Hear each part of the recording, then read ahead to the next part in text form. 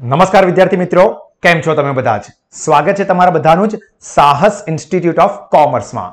વિદ્યાર્થી મિત્રો, અત્યારે આપણે 12 કોમર્સના અકાઉન્ટ વિષયના ભાગ 1 નું પહેલું ચેપ્ટર શીખી રહ્યા છે, જે છે ભાગીદારીનો વિષય પ્રવેશ.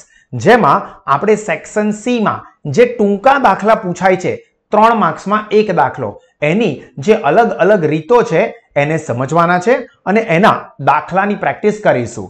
જે પૈકી આજના આ સ્પેસિફિક સેશનની અંદર આપણે જે રીત નંબર 1 છે, જે છે ભાગીદારના ઉપાડ પરનું વ્યાજ, એને લગતી આખી મેથડની બધી જ મહત્વની વસ્તુઓને સમજીશું અને એના પછી આ જ રીતના દાખલાઓની આપણે પ્રેક્ટિસ કરીશું. તો તમે બધા જ પોતાની સાથે આપણા સાહસ સ્ટડી પેમ્પલેટને અથવા તમારી ટેક્સ્ટ બુકને લઈ લો, સાથે ચોપડો, પેન, પેન્સિલ અને કેલ્ક્યુલેટર લઈને રેડી થઈ જાઓ અને મારી સાથે સાથે આ મેથડને સમજશો, નોટબુકમાં લખશો અને આ મેથડના દાખલાને પણ સમજી અને નોટબુકમાં લખવાના છે. તો વિદ્યાર્થી મિત્રો, ખાસ તમે સમજો કે આ પ્રકારના દાખલામાં તમે એક્ઝામ્પલમાં કઈ વિગતો આપી હશે અને આપણે શું શોધવાનું હશે. તો આ પ્રકારના દાખલાઓમાં તમને ભાગીદારના ઉપાડને લગતી માહિતી આપી હશે, જે માસિક ઉપાડ પણ કીધેલો હોઈ શકે અને વાર્ષિક ઉપાડ પણ કીધેલો હોઈ શકે. હવે આમાં ખાસ વાત એ હશે કે દરેક ઉપાડ જે દર મહિને ઉપાડ થતો હશે તે એક સમાન સમયે થતો હશે. મતલબ કે દર મહિનાની શરૂઆતમાં જ, કાં તો દર મહિનાના અંતમાં જ, કાં તો દર મહિનાની 15 તારીખે જ આ રીતની કોઈ પરિસ્થિતિ હશે. સાથે તમને એક્ઝામ્પલમાં ઉપાડ પરના વ્યાજનો દર પણ આપેલો હશે અને આપણને કીધું હશે કે ભાગીદારના ઉપાડ પરના વ્યાજની ગણતરી કરો. જેમ કે તમને એવું કીધું હોય કે ભાવિન સર એક ભાગીદાર છે જે દર મહિનાની શરૂઆતમાં એક સરખી રકમનો અથવા ₹1000નો ઉપાડ કરે છે, તો વાર્ષિક 12% લેખે ઉપાડ પર વ્યાજ ગણીએ તો ભાવિન સરના ઉપાડના વ્યાજની રકમ કેટલી થશે? આ રીતનો એક્ઝામ્પલ પૂછી શકે છે. તો અહીંયા 4 અલગ અલગ પોસિબિલિટી હોઈ શકે છે. જે માટે સૌથી પહેલા તમને વ્યાજ શોધવાની ફોર્મ્યુલા એક ખબર હોવી જોઈએ. તો વ્યાજ શોધવાની ફોર્મ્યુલા કે સૂત્ર તમે ખૂબ જ નાના ધોરણથી મેથેમેટિક્સ ગણિત વિષયમાં ભણી આવ્યા છો, કે જ્યાં વ્યાજનો રકમ શોધવાની ફોર્મ્યુલા, વ્યાજની ફોર્મ્યુલા એટલે કે ઇન્ટરેસ્ટની ફોર્મ્યુલા શું આવતી હતી? PRN છેદમાં 100. હવે અહીંયા P એટલે તમારી પ્રિન્સિપલ અમાઉન્ટ એ કહેવાય છે, R મતલબ વ્યાજનો દર એટલે કે રેટ ઓફ ઇન્ટરેસ્ટ અને N એટલે સમયગાળો એટલે કે નંબર ઓફ યર્સ અથવા મુદત પણ કહી શકાય. તો આ મેઇન ફોર્મ્યુલા છે. ફોર્મ્યુલા તમારે શું લખવાની આવશે? I = PRN અથવા વ્યાજ = ઉપાડની રકમ ગુણ્યા ઉપાડનો દર ગુણ્યા હવે સમય માટે અલગ અલગ પરિસ્થિતિ હશે, જે આપણે 4 અલગ અલગ પરિસ્થિતિમાં શું આવે એ જોઈશું.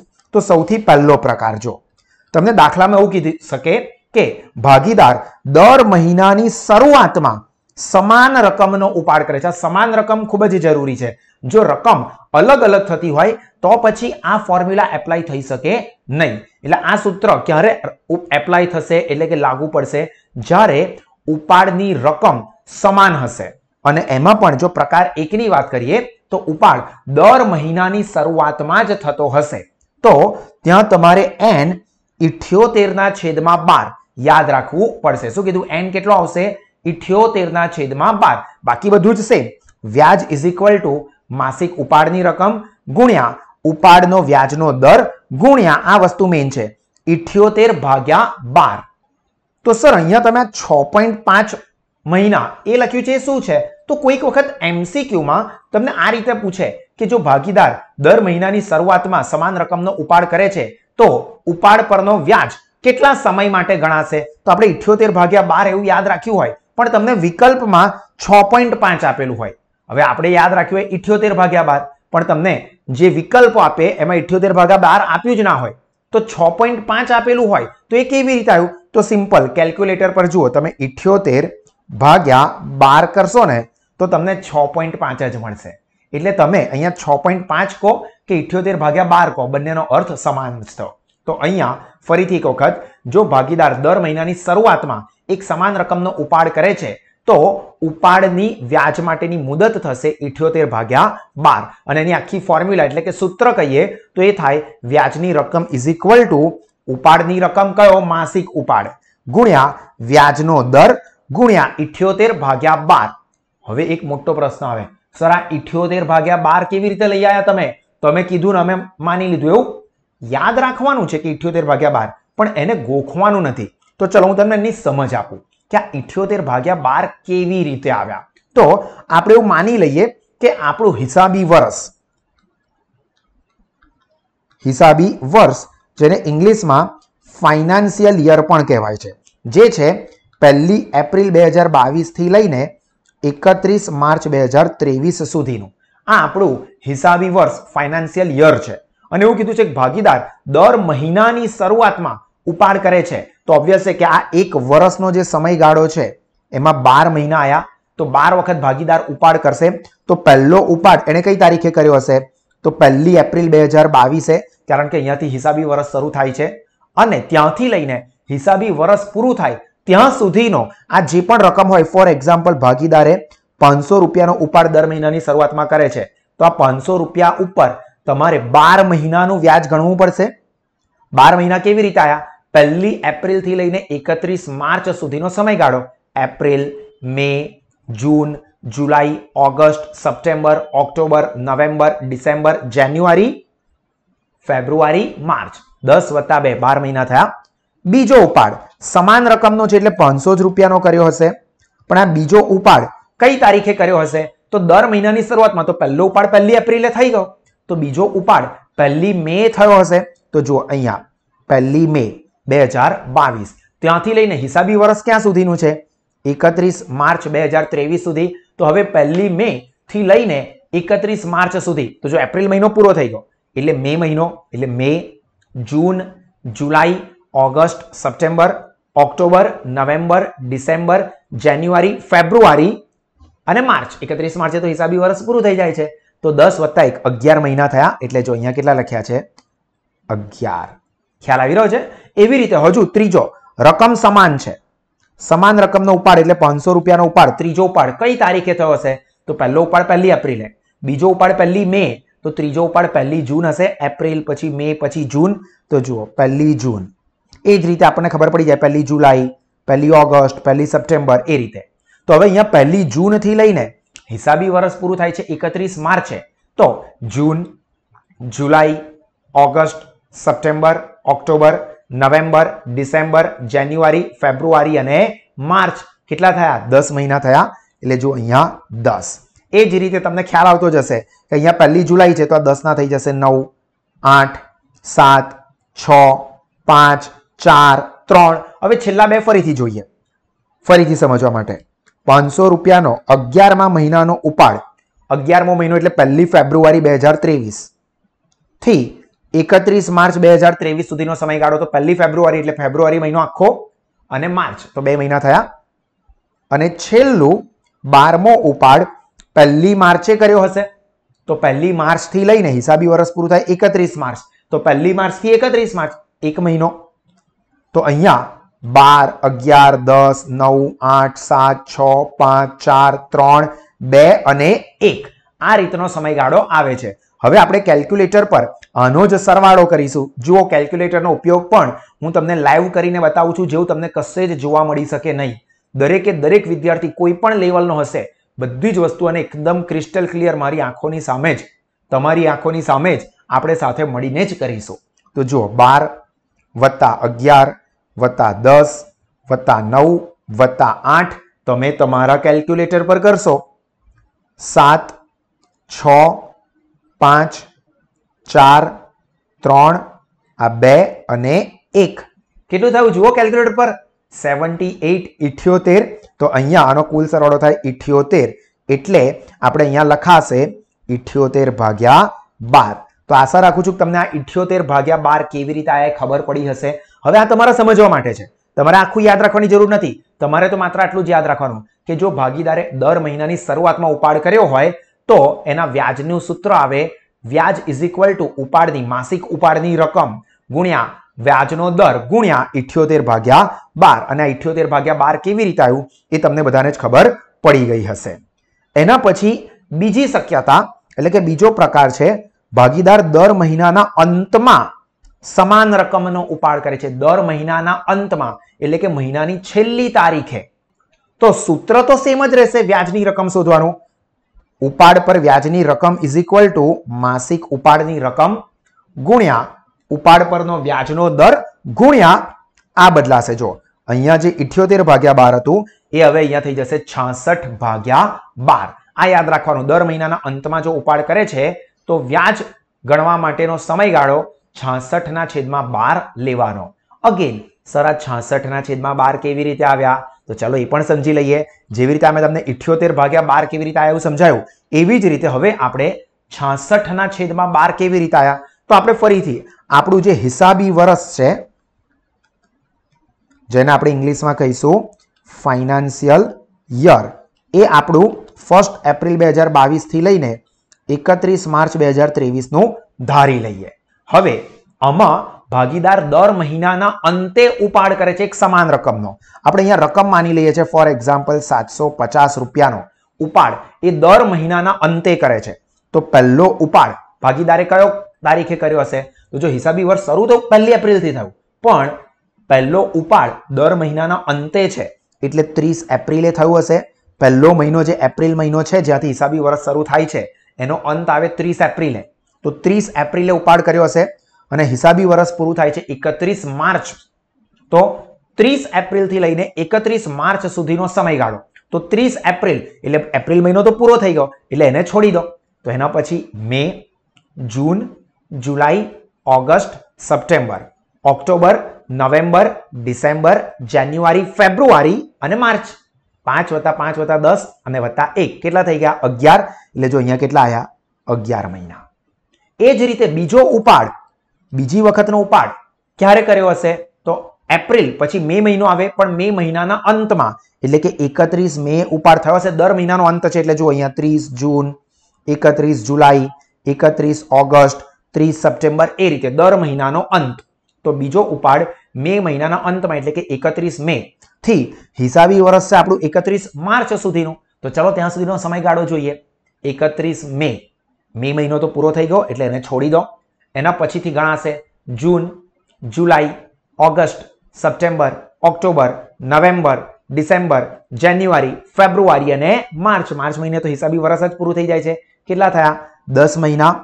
તો 10. એ જ રીતે 9, 8, 7, 6, 5, 4, 3, છેલ્લા 2 કે છેલ્લા 3 આપણે ફરીથી જોઈએ. ચાલો આપણે અહીંયા 10મા નંબરના ઉપાડથી ગણીએ. આ ત્રીજું, ચોથું મેં બધું લખીને સમજાવેલું છે. તમે ઈચ્છો તો વિડીયોને પોઝ કરીને શાંતિથી સમજી શકો છો. બરાબર, આ તમારા જ્ઞાન માટે છે, નોલેજ માટે જ છે. ચાલો 10મો ઉપાડ 31 જાન્યુઆરીએ કર્યો હશે. તો 31 જાન્યુઆરી થી 31 માર્ચ, જાન્યુઆરી મહિનો તો પૂરો થઈ ગયો 31 જાન્યુઆરી એટલે, તો એને છોડી દો. એના પછીનો મહિનો એટલે ફેબ્રુઆરી અને માર્ચ. તો કેટલો સમયગાળો થયો? 2 મહિના. એના પછી 11મા નંબરનો ઉપાડ ફેબ્રુઆરી મહિનાના અંતે 29 કાં તો 28 ફેબ્રુઆરી, લીપ યર હોય તો 29, સાદું વર્ષ હોય તો 28. તો અહીંયા ફેબ્રુઆરી 28 કે 29 ફેબ્રુઆરી થી 31 માર્ચ. તો 28 કે 29 ફેબ્રુઆરી એટલે ફેબ્રુઆરી મહિનો પૂરો. એના પછી માર્ચ, અને માર્ચ મહિનામાં જ હિસાબી વર્ષ પૂરું થઈ જાય છે. તો 1 મહિનો. અને છેલ્લો 12મો ઉપાડ હિસાબી વર્ષ માર્ચ મહિનામાં પૂરું થાય છે. તો માર્ચ મહિનાનો અંત એટલે કે 31 માર્ચે ઉપાડ થયો હશે અને હિસાબી વર્ષ પણ 31 માર્ચે જ પૂરું થઈ જાય છે. તો 31 માર્ચ થી 31 માર્ચ 0 એટલે અહીંયા લખીશું 0. તો હવે આ 11 થી લઈને 0 સુધીનો સરવાળો કરવાનો છે. તો જુઓ કેલ્ક્યુલેટર પર 11 + 10 + 9 + 8 7 6 5 4 3 2 1 અને 0. તો કેટલા થયા? 66 આવ્યા. તો અહીંયા સરવાળો થયો 66 મહિના, એટલે કે આપણે અહીંયા લખીશું 66/12. આ રીતે આ 66/12 આવે છે. ખબર પડી ગઈ તમને બધાને જ? તો જુઓ ફરીથી આપણે આપણા કોન્સેપ્ટ પર આવી જઈએ. ઉપાડ પરના વ્યાજની રકમ, ફોર્મ્યુલા સેમ. વ્યાજ ઇઝ ઇક્વલ ટુ માસિક ઉપાડની રકમ ગુણ્યા વ્યાજનો દર ગુણ્યા દર મહિનાની શરૂઆત હોય તો 78/12. હવે યાદ રાખશો કે 78/12 લખવાનું. કેવી રીતે આયા મેં તમને સમજાવ્યું. જો દર મહિનાનો અંત કીધો હોય તો 66/12. એવી જ રીતે જો તમને ત્રીજો ઓપ્શન છે દર મહિનાના મધ્યમાં, એટલે કે દર મહિનાની 15 તારીખે કીધું હોય તો ફોર્મ્યુલા સેમ, વ્યાજ ઇઝ ઇક્વલ ટુ માસિક ઉપાડની રકમ ગુણ્યા વ્યાજનો દર ગુણ્યા 72 ભાગ્યા 12. હવે આ 72 ભાગ્યા 12 કેવી રીતે આયા સર? તો આ જ રીતે હું તમને એક વખત ઝડપથી સમજાવી દઉં. આખું ડિટેલમાં નહીં જઈએ, પણ તમને ગણતરી ખ્યાલ આવી જશે કે 1 એપ્રિલથી આપણું હિસાબી વર્ષ શરૂ થાય છે, પણ દર મહિનાની મધ્યમાં એટલે 15 એપ્રિલ હશે, તો 15 એપ્રિલથી લઈને 31 માર્ચ 2023 સુધીનો સમયગાળો. તો જો એપ્રિલ મહિનો અડધો, 15 એપ્રિલથી 30 એપ્રિલ એટલે અડધો, અને પછી મે મહિનો આખો, તો મે, જૂન, જુલાઈ, August, September, October, November, December, જાન્યુઆરી, ફેબ્રુઆરી અને માર્ચ 11 વત્તા એપ્રિલ મહિનો અડધો એટલે 11.5 મહિના થાય. જે દર મહિનાની શરૂઆત હતી ત્યારે 12 થતા હતા, દર મહિનાનો અંત હતો ત્યારે 11 થતા હતા. આમાં શું આવ્યું? 11.5. એ રીતે અહીંયા શું થશે? 10.5, 9.5, 8.5, 7.5, 6.5 મહિના, 5.5 મહિના, 4.5, 3.5, 2.5, 1.5 અને 0.5. અને હવે તમે આ બધાનો સરવાળો કરશો કેલ્ક્યુલેટર પર, તો તમને આનો સરવાળો મળશે 72, 72. એટલે આપણે અહીંયા લખીશું 72 ભાગ્યા 12. ખબર પડી વિદ્યાર્થી મિત્રો? અને એક છેલ્લી શક્યતા, જો તમને એવું કીધું છે કે ભાગીદાર દર 3 મહિનાના અંતે ઉપાડ કરે છે, તો તમારે યાદ રાખવાનું આવશે n ઇઝ ઇક્વલ ટુ 18 ભાગ્યા 12. બરાબર? તો 4 શક્યતાઓ, સૌથી વધારે શક્યતા આ બેની જ આવવાની છે. આ એનાથી ઓછું અને એકદમ ઓછી શક્યતાઓ કે તમને પૂછાય. તો 4 શક્યતાઓ, 4 રીત છે ઉપાડ પર વ્યાજ માટેની, જેમાં સમયગાળો અલગ હોઈ શકે. દર મહિનાની શરૂઆત કીધી હોય તો કેટલા 78 ભાગ્યા 12. જો દર મહિનાના અંતે સમાન રકમનો ઉપાડ કર્યો હોય તો n કેટલા? 66 ભાગ્યા 12. જો દર મહિનાની મધ્યમાં એટલે કે દર મહિનાની 15 તારીખે ઉપાડ કર્યો હોય તો n કેટલા? 72 ભાગ્યા 12. અને જો દર 3 મહિનાના અંતે ઉપાડ કર્યો હોય તો n 18 ભાગ્યા 12. એ આપણે લેવાના, બાકી આખી ફોર્મ્યુલા સમાન જ રહેશે. ક્લિયર? તો ચાલો પહેલા તમે આ વિડીયોને પોઝ કરીને આપણા પેમ્પલેટમાંથી આટલી વસ્તુ એટલે કે આ જે સ્ટેપ્સ લખેલા છે એને તમે વ્યવસ્થિત નોંધી દો. આ પણ તમારે લખવાનું છે અને સાથે આ પણ લખવાનું છે. તમારી જાણકારી માટે આ લખવું જરૂરી છે, બાકી આ મેઇન છે. આ જેટલું છે એ આપણી માટે મેઇન વસ્તુ છે. બરાબર? તો ચાલો આ તમે લખાઈ લીધું હોય અને સમજી ગયા હોય તો હવે આપણે આ મેથડના જે એક્ઝામ્પલ્સ છે એની ચર્ચા કરીશું આપણા. તો જુઓ, તમારી ટેક્સ્ટ બુકમાં તમને ઉદાહરણ નંબર 1 મળશે, જેમાં શું કીધું છે? હિરલ દર મહિનાની શરૂઆતમાં, આ વર્ડ બહુ જ મહત્વનો છે, એનાથી આપણને આઈડેન્ટિફિકેશન મળશે. શું કીધું? દર મહિનાની શરૂઆતમાં. આ વર્ડ જોયો શરૂઆતમાં એટલે આપણને એક આઈડેન્ટિફિકેશન મળે. 500 રૂપિયાનો ઉપાડ કરે છે. જો ઉપાડ પર વાર્ષિક 10% લેખે વ્યાજ, એટલે વ્યાજનો દર આપી દીધો 10%, તો અહીંયા આપણને બે વસ્તુ પૂછી છે. એક કુલ વાર્ષિક ઉપાડ કેટલો થશે અને બીજું મેઇન ઉપાડ પર વ્યાજ શોધો. તો અહીંયા જો દર મહિનાની શરૂઆત કીધી છે એટલે ત્યાં જ આપણને માઇન્ડમાં સ્ટ્રાઇક થઈ જવું જોઈએ કે n કેટલો લઈશું? 78 ભાગ્યા 12. તો ચાલો અહીંયા બે વસ્તુ પૂછી છે, બે સ્ટેપમાં સોલ્યુશન કરીશું. તમારે આ રકમ લખવાની નથી. રકમ માટે તો તમારી પાસે આપણું સાહસ પેમ્પલેટ છે જ, એમાંથી જોવાનું છે. તમે ટાઇટલ આપશો રીત નંબર 1, એની બધી આગળની આ જે થિયરી છે, આ સ્ટેપ્સ છે એ લખશો અને એની નીચે લખશો દાખલાઓ. એમાં દાખલા નંબર 1 અને સ્ટેપ 1, સ્ટેપ ટુ સ્ટેપ કરવું ખૂબ જ જરૂરી છે વિદ્યાર્થી મિત્રો, કારણ કે હું બોર્ડની સપ્લિમેન્ટરીઓ ચેક કરવા માટે જે આવે છે, એટલે કે બોર્ડના પેપર ચેકરને જે સપ્લિમેન્ટરી મળે છે સોલ્યુશન માટે કે તમારે આમાંથી જોઈને ચેક કરવાનું, એમાં સ્ટેપ ટુ સ્ટેપ બધું જ લખેલું હોય છે. તો એ સ્ટેપ પ્રમાણે માર્ક્સ આપવાનો નિર્દેશ બોર્ડ તરફથી અમને મળેલો છે. તો તમે પણ જો આ બોર્ડના નિર્દેશ પ્રમાણે સ્ટેપ ટુ સ્ટેપ જ એક્ઝામ્પલ સોલ્વ કરશો, પૂરેપૂરા માર્ક્સ મળશે વિદ્યાર્થી મિત્રો. અકાઉન્ટમાં 100 માંથી 100 લાવવા ખૂબ જ સરળ છે, જે તમે આરામથી સાહસ ઇન્સ્ટિટ્યૂટની સાથે લાવી જ શકશો. તો ચાલો પહેલું સ્ટેપ 1 તમે એવું લખશો, દાખલા નંબર 1, એની નીચે લખવાનું સ્ટેપ 1 અને ટાઇટલ લખશો. સ્ટેપ 1 નું શું છે? વાર્ષિક ઉપાડની રકમ અથવા કુલ ઉપાડની રકમ. તો અહીંયા કુલ ઉપાડની રકમની ફોર્મ્યુલા શું થશે? તો કુલ અથવા વાર્ષિક ઉપાડની રકમ ઇઝ ઇક્વલ ટુ આ રીતે લખવાનું, માસિક ઉપાડ ગુણ્યા 12 મહિના, કારણ કે વર્ષમાં 12 મહિના હોય. માસિક ઉપાડની રકમ આપી દીધી છે, કેટલી છે? આ રહી જુઓ 500 રૂપિયા. તો અહીંયા એની નીચે ઇઝ ઇક્વલ ટુ કરીને 500 રૂપિયા ગુણ્યા 12 મહિના. તો હવે કેલ્ક્યુલેટર પર જોઈ લો, 500 ગુણ્યા 12 કેટલા થઈ ગયા? 6000 રૂપિયા. તો આ આપણો પહેલો આન્સર આવી ગયો. કુલ ઉપાડ અથવા વાર્ષિક ઉપાડ, અને કુલ અથવા વાર્ષિક ઉપાડ કહીશું. હવે બીજું પૂછ્યું છે આ ઉપાડ પરનું વ્યાજ. તો ઉપાડ પરના વ્યાજ માટેની ફોર્મ્યુલા તો ખૂબ જ સરળ છે, આપણે આટલી બધી વખત જોઈ. વ્યાજ ઇઝ ઇક્વલ ટુ અથવા આઈ ઇઝ ઇક્વલ ટુ તમે PRN પણ લખી શકો છો, અથવા માસિક ઉપાડ ગુણ્યા વ્યાજનો દર ગુણ્યા દર મહિનાની શરૂઆત કીધી છે એટલે 78/12. તો જો અહીંયા માસિક ઉપાડની રકમ આપી જ દીધેલી છે 500 રૂપિયા. જો માસિક ઉપાડની રકમ ના આપી હોય ડાયરેક્ટલી સીધી રીતે, તો આપણે એને શોધવી પડે, જે આના પછીના દાખલામાં આપણે કરશું. અત્યારે તો 500 રૂપિયા આપી દીધા છે. ગુણ્યા વ્યાજનો દર 10% એ પણ આપેલો છે, તો ગુણ્યા 10%. અને સમયગાળો કેટલો લઈશો? દર મહિનાનો શરૂઆત છે એટલે 78, તો 78/12. તો ચાલો કેલ્ક્યુલેટર બધા જ હાથમાં લઈ લો અને એમાં જુઓ 500 રૂપિયા માસિક ઉપાડ ગુણ્યા 10%.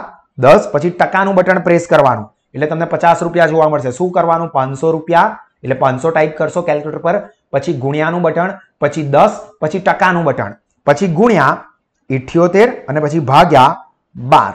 તો તમને 325 રૂપિયા જવાબ મળશે. રૂપિયા 325. આ શું થઈ ગયું? ઉપાડ પર વ્યાજ. તો જેવો આપણને જવાબ મળી જાય એટલે આપણે નીચે એક લાઈનમાં આન્સર લખવાનો. ભાગીદાર હિરલનો કુલ ઉપાડ રૂપિયા 6000 અને ઉપાડ પર વ્યાજ રૂપિયા 325 થાય. ખબર પડી? તો બે સ્ટેપ સોલ્વ કરી દો એકની નીચે એક. એના પછી તમારે આ રીતે એક લાઈનમાં આન્સર પણ જરૂરથી લખો. તો ચાલો નોટબુકમાં આ દાખલાનું સોલ્યુશન કરી દો. ચલો મિત્રો, જો તમે આ પહેલો એક્ઝામ્પલ તમારી નોટબુકમાં સોલ્વ કરી દીધો હોય તો હવે આપણે બીજો એક્ઝામ્પલ જે ટેક્સ્ટબુકમાં એક્સરસાઇઝ સ્વાધ્યાયમાંથી છે, સ્વાધ્યાયમાં દાખલા નંબર 2 નો ટૂંકો દાખલો પહેલો એ છે. જો મેં કઈ જગ્યાથી કયો એક્ઝામ્પલ છે બધું જ તમને બતાવી રહ્યો છું. બધા જ એક સરખા દાખલા એક સરખી રીતના એક સાથે હું કરાવું છું, અને આપણા પેમ્પલેટમાં પણ એ જ રીતે આપેલા છે. ટેક્સ્ટબુકમાં બધું છૂટું છવાયું આપ્યું છે કે જેનાથી વિદ્યાર્થીઓને તકલીફ પડી શકે, કન્ફ્યુઝન આવી શકે. આપણા પેમ્પલેટમાં અને આપણા સેશન્સમાં તમને કોઈ જ તકલીફ નહીં પડે, કારણ કે અમે બધી જ વસ્તુઓને એક વ્યવસ્થિત રીતે સિક્વન્સમાં ગોઠવેલી છે. ચાલો દાખલા નંબર 2. એક ભાગીદાર પેઢીમાંથી દર મહિનાના અંતે સરખી રકમનો ઉપાડ કરે છે. મુખ્ય શબ્દ આપણને અહીંયા જાણવા મળી ગયો, દર મહિનાના અંતે. દર મહિનાનો અંત હોય એટલે n કેટલો લેવાનો? 66/12. દર મહિનાની શરૂઆત હતી તો 78, દર મહિનાનો અંત હોય તો 66/12. અહીંયા એવું કીધું છે વર્ષના અંતે કુલ વાર્ષિક ઉપાડ 12000 કરેલ છે. જો કુલ ઉપાડ આપી દીધો, વાર્ષિક ઉપાડ આપી દીધો અને ઉપાડ પર વાર્ષિક 12% લેખે વ્યાજ વસૂલ કરવામાં આવે છે, તો વ્યાજનો દર પણ મળી ગયો. તો આપણને પૂછ્યું છે વર્ષના અંતે ઉપાડ પર વ્યાજ ગણો. ઉપાડ પર વ્યાજની જ રકમ શોધવાની કીધી છે, પણ એની માટે આપણે માસિક ઉપાડ શોધવો જ પડશે. એટલા માટે કારણ કે અહીંયા આપણને કુલ ઉપાડ આપ્યો છે 12000 રૂપિયા, પણ આપણે આપણી ફોર્મ્યુલા યાદ કરીએ તો ફોર્મ્યુલા શું હતી? માસિક ઉપાડની રકમ. જુઓ ઘણા બધા વિદ્યાર્થીઓ શું ભૂલ કરી દે છે, ઉતાવળમાં ને ઉતાવળમાં આ 12000 રૂપિયા ઉપર ફોર્મ્યુલા એટલે કે સૂત્ર મૂકી અને આન્સર લઈ આવે છે અને પછી માર્ક્સ ગુમાવી બેસે છે.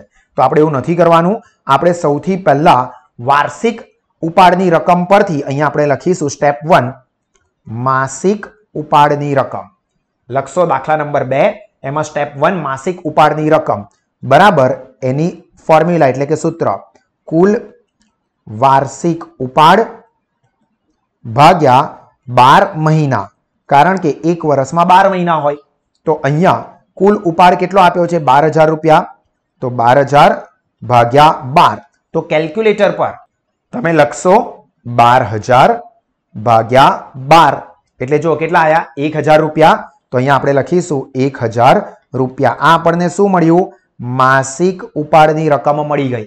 અને હવે ઉપાડ પર વ્યાજ આ માસિક રકમ પર જ શોધાય, તો આપણે અહીંયા ફોર્મ્યુલા લખીશું ઉપાડ પરના વ્યાજની રકમ ઇઝ ઇક્વલ ટુ તમે I is equal to PRN એવું પણ લખી શકો છો, સહેજ પણ ખોટું નથી. અથવા તમે આ રીતે પણ લખી શકો છો, વ્યાજ બરાબર માસિક ઉપાડ ગુણ્યા ઉપાડનો વ્યાજ દર ગુણ્યા દર મહિનાનો અંત કીધો છે એટલે 66/12. તો જો માસિક ઉપાડની રકમ તો આપણે શોધી લીધી, 1000 રૂપિયા આ રહી. તો અહીંયા 1000 રૂપિયા ગુણ્યા વ્યાજનો દર એક્ઝામ્પલમાં કેટલો આપેલો છે જુઓ, 12%. અને દર મહિનાનો અંત એટલે 66/12. તો હવે કેલ્ક્યુલેટર લઈ લેશો હાથમાં અને કેલ્ક્યુલેટર પર આ 1000 ગુણ્યા 12 પછી ટકાનું બટન એટલે 120 દેખાશે ગુણ્યા 66 પછી ભાગ્યા 12. તો તમને 660 રૂપિયા રકમ જોવા મળશે. તો એને આપણે શું કહીશું? ઉપાડ પરના વ્યાજની રકમ. 660 રૂપિયા શું થયું? આપણું ઉપાડનું વ્યાજ. તો જેવો આપણો આન્સર આવી ગયો, એક લાઈનમાં આપણે આન્સર લખી દઈશું. ઉપાડ પર વ્યાજની રકમ રૂપિયા 660 થાય. ક્લિયર? તો અહીંયા આપણી આ મેથડના બંને એક્ઝામ્પલ ટેક્સ્ટબુકના કમ્પ્લીટ થઈ ગયા છે અને સમજીને તમે તમારી નોટબુકમાં લખી દો.